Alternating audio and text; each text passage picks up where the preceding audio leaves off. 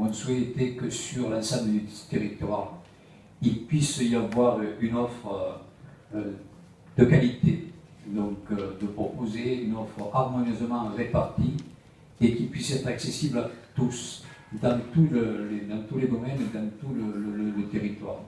Et c'est à partir de là que donc une réflexion s'est engagée avec bon nombre d'associations, de professionnels qui depuis le mois de janvier se réunissent régulièrement dans cette même salle pour échanger sur les divers thèmes que sont la parentalité, l'enfance, la jeunesse, avec la nécessité, vous l'avez dit Monsieur le Président, la nécessité de mutualiser, de mettre en commun des moyens.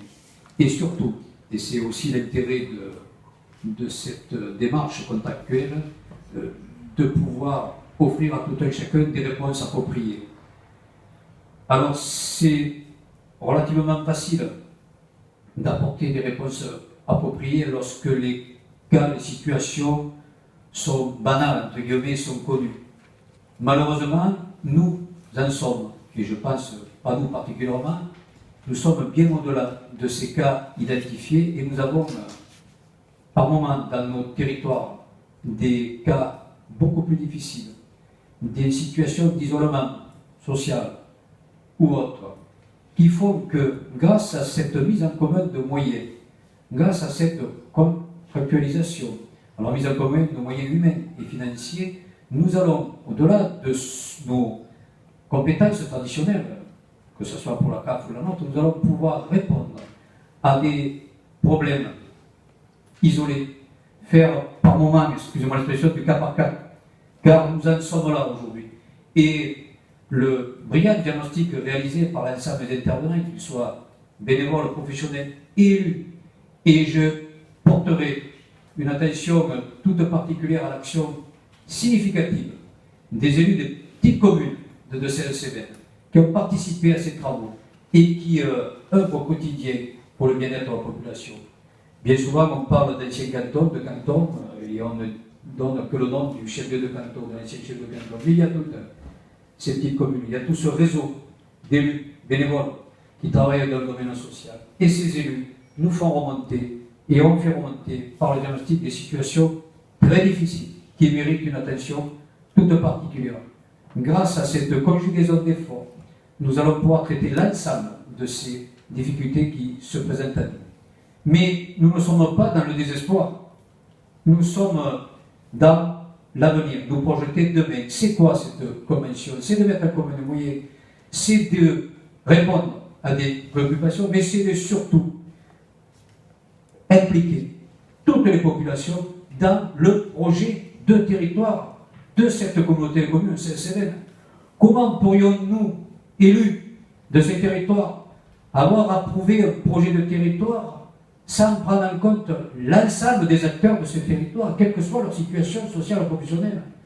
Nous devons, dans notre démarche, et c'est pour ça, et c'est à la demande de la Caisse d'allocation familiale, c'est une bonne chose, que nous avons adossé et nous avons mis en exergue, en parallèle de ce convention globale territoriale, donc nous avons mis en exergue toutes les autres conventions qui nous lient dans des domaines divers, que ce soit de la culture à travers le contrat territoire lecture, que ce soit dans l'environnement à travers la charte qui nous lie avec le Parc national des Cévennes, que ce soit dans les bibliothèques avec la convention avec le département, que ce soit économique. Ce contrat, cette convention territoriale globale est une des composantes de notre projet de territoire. C'est une des composantes. Elle fait partie de nous. Elle fait partie de ce territoire. Bien sûr, ce n'est pas le plus facile. C'est assez complexe. Mais l'ensemble des partenaires mobilisés nous a donné un éclairage significatif et peut-être bien plus intrusif que ce que nous connaissions. Il nous a montré aussi la nécessité et, s'il en était besoin, la réelle nécessité que ce territoire se prenne en charge pour un avenir économique durable important.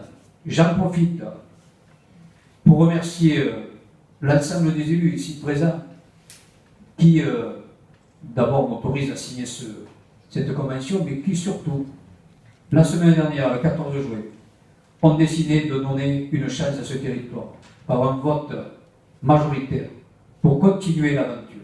Continuer l'aventure. Donc continuer l'aventure, c'est aussi respecter le territoire, mais c'est respecter aussi les populations, quelles qu'elles soient. Et je rappellerai, il y a 2 ans, les 4 grands axes de notre projet de territoire. Et vous verrez que déjà, il y avait quelques signes évidents de la nécessité de cette convention. Il y a l'agroalimentaire comme axe, il y a tourisme, culture, patrimoine, il y a éco-industrie, et puis il y a handicap, dépendance. C'était certainement pas un hasard. C'était certainement pas un hasard. Aujourd'hui, ce contrat, au-delà de la mutualisation des moyens humains, financiers, au-delà d'une répartition équilibrée, harmonieuse de l'offre de services sur l'ensemble du territoire, c'est aussi une identification claire et précise de qui fait quoi.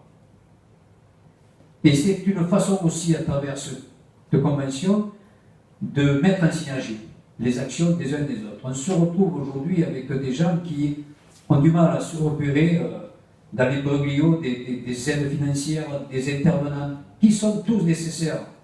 Je ne remets pas en cause. Il y a une nécessaire complémentarité de ce qui est fait, mais il faut l'afficher davantage. Il faut communiquer davantage. Et je crois que demain, sur ce territoire, un guichet unique pourrait être aussi un éclairage particulier sur tout ce qui existe, car il existe beaucoup de choses, mais bien souvent méconnues. Donc, tous ensemble, partenaires, associations, nous allons donner un sens à l'action sociale, mais nous allons aussi, grâce à ce contrat, et c'est important, en matière sociale, pérenniser ce qui est proposé. Car il n'y a rien de pire pour des publics en difficulté que de se trouver devant des institutions qui sont elles-mêmes dans des situations de précarité. Et cela existe.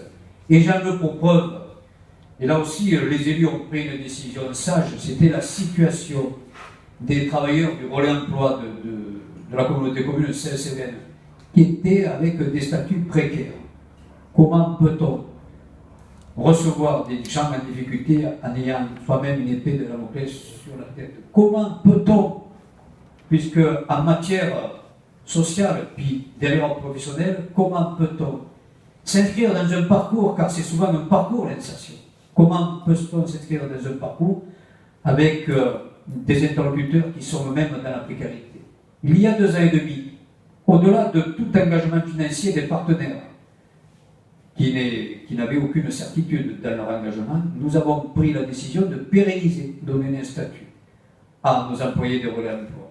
Et aujourd'hui, donc, je crois que tous les élus doivent se satisfaire des résultats apportés. Il y a plusieurs niveaux de facture.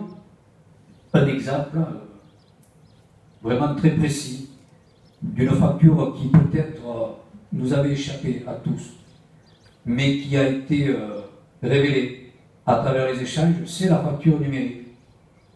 Importante la facture numérique. Aujourd'hui, on demande à des gens, demandeurs d'emploi, difficulté, d'aller remplir sans ordinateur, donc des fichiers administratifs par Internet.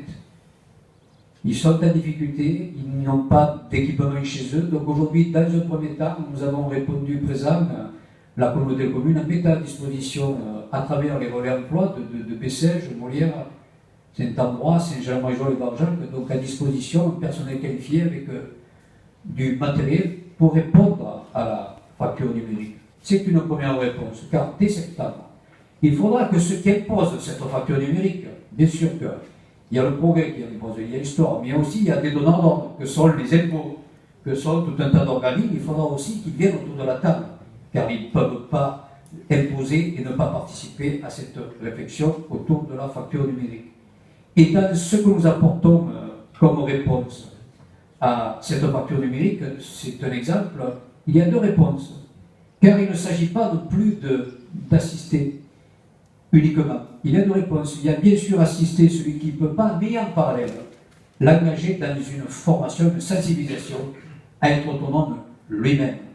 Et ça commence là, et c'est important On n'est pas dans l'assistanat. On est aujourd'hui dans l'accompagnement, dans la définition d'un parcours. Et il a été, lorsque nous avons échangé pour préparer cette réunion, il a été aussi mis un point en avant qui me paraît essentiel et qui fait une bonne liaison entre le social et le professionnel. Et là, je m'adresse à mes collègues élus, c'est de mettre en exergue plus systématiquement, et c'est nécessaire, la clause d'insertion sociale dans les marchés publics.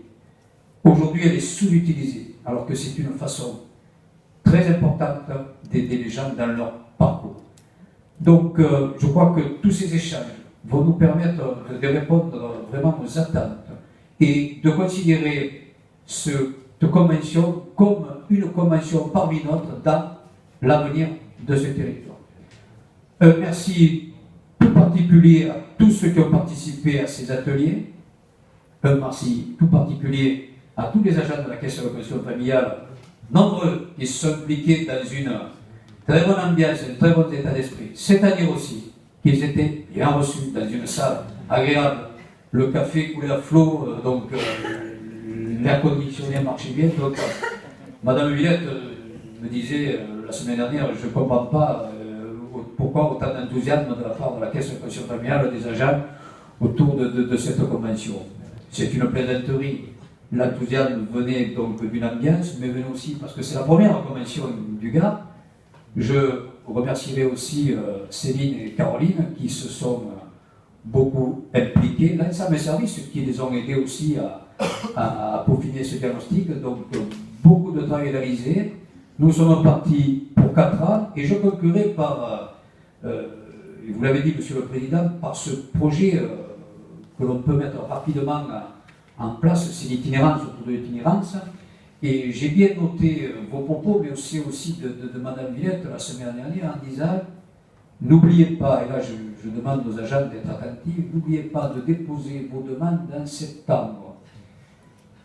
Parce qu'il y aura un comité d'action sociale pour étudier les demandes en octobre, novembre, et vos projets donc font partie des priorités qui pourront être mises en œuvre. Là aussi, c'est une manière d'aller sur des fonds au-delà du contrat enfance-jeunesse auxquels nous ne pouvions pas prétendre et auxquels nous allons pouvoir prétendre. Donc ça aussi, c'est très important. C'est aussi sur le territoire de mettre en valeur les actions de la Caisse de reconstruction familiale jusqu'alors méconnues, mais qui peuvent répondre pour partie à des problématiques soulevées. Je conclurai en disant que la preuve que nous sommes optimistes, c'est que dans les conclusions de cette convention, il y a, si mes souvenirs sont bons, 21 fiches actions. 21 fiches actions, donc pour les 4 ans, donc c'est de l'action. De l'action, c'est des projets, c'est de la vie. Donc bonne chance à ce territoire et à l'ensemble des conventions qui sont adossées à ce territoire. Merci.